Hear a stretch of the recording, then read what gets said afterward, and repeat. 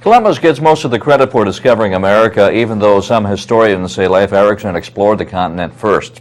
A monument erected in memory of another overlooked adventurer is the subject of tonight's edition of Off the Beaten Path. Reporter Cliff Nader tells us the David Thompson story. Before Lewis and Clark made their famous expedition to the Great Northwest, explorer David Thompson had already mapped out most of the rivers and territory that make up what is now northeastern North Dakota. He's given credit for defining that part of the country from the Souris River to the east, all the way to the Great Lakes. No pictures, paintings, or images of David Thompson exist today, but his legend lives on thanks to this monument. It's a granite globe which sits atop a flat granite base.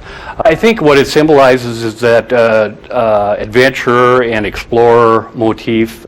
This monument was erected in 1925 along the banks of the Souris River.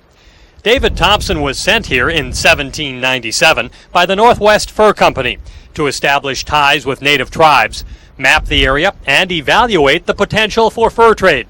When he arrived, this part of the country was home to millions of bison. It would have been an amazing number of buffalo at that point in time, roaming freely. I would imagine all of the rivers had a great number of beaver in them, and muskrat, and all sorts of wild animals and fur bearers that were pretty much ready for the picking. Numerous fur trading forts were built in what is now North Dakota as a result of David Thompson's explorations. 7 years later, a couple of explorers named Lewis and Clark began the expedition which, to this day, overshadows Thompson's accomplishments. Near Velva, North Dakota, I'm Cliff Naylor reporting.